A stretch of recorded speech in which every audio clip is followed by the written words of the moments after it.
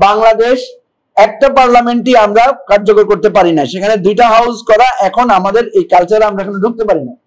কিন্তু নির্বাচন কমিশন যেহেতু আমাদেরকে বুঝিয়েছেন এবং বিএনপির যেহেতু একটা প্রস্তাব ছিল যে তারা বাইকামাল পার্লামেন্ট করবেন, লোয়ার হাউস এবং আপার হাউস, তখন আমরা শর্ত দিয়েছিলাম যে অন্তত যে কোনো একটা হাউসে, মানে একটা হাউস বলতে অ্যাকচুয়ালি তো লোয়ারটা যদি হয় তাহলে তো আর কোনো কথাই নেই, কিন্তু আমরা বলেছিলাম যে আপার হাউসে অন্তত যাতে পিআরটা চালু করা হয়, ভোটের পিআর। তো এখন আমরা এই প্রস্তাবটা দিয়েছি, কিন্তু আপনারা জানেন যে কনসেনসাস কমিশনে সবাই একমত হলেও একটা বড় দল তারা আপার হাউসে পিআরটাকে অ্যাকসেপ্ট করতে চান না। ফলে আমরা ইলেকশন কমিশনকে বলেছি যদি আপার হাউসে পিআর না হয় তাহলে আমরা ইন প্রিন্সিপাল বাইকামাল পার্লামেন্টটা আমরা যেটা বলেছিলাম সেটা আমরা প্রত্যাহার করে নিব। আমরা দুইটা পার্লামেন্ট হাউসের আমাদের যে সমর্থন ছিল সেটা আমরা দিব না। আজকে আমরা কনসেনসাস কমিশনকে এটা লিখিত জানিয়েছি। ফার্দার মোর আমরা বলেছি যে লোয়ার হাউসে একটা মিক্সড করা যায় কিনা, 200 আসনে ফার্স্ট পাস দি পোস্ট আর 100 আসনে ভোটের পিআর করা যায় কিনা। নির্বাচন কমিশন এই বিষয়টা আমাদের শুনেছেন, আমরা কনসেনসাস কমিশনকেও দিয়েছি আমাদের প্রস্তাব।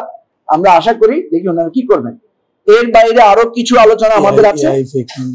আমাদের যে এবারে যে থ্রেডটা আছে, এআই জেনারেটেড সোশ্যাল মিডিয়া, নানা রকমের থ্রেড আছে প্রচার প্রচারণায়, সেগুলোর ব্যাপারে আমরা ওনাদেরকে বলেছি যে আপনারা তরুণদেরকে উদ্বুদ্ধ করেন, তরুণদেরকে এখানে আপনারা ইনভলভ করেন প্রচার প্রচারণায়, যাতে এই ধরনের থ্রেড গুলো থেকে বাঁচা যায়। ওনারা বলেছেন ইন্টারন্যাশনালি ওনারা অনেক রাষ্ট্রের নির্বাচন ব্যবস্থাপনায় যারা জড়িত তাদের সাথে কথা বলেছেন, তারাও বলেছে যে আমরা তো এআইটিআই নতুন দিকের যে থ্রেড গুলো আছে এগুলো নিয়ে আমরাও তটস্থ, আমরাও এগুলো ফেস করতে পারছি না। সো বাংলাদেশের এবার নির্বাচনে এটা একটা সিরিয়াস ইস্যু হবে।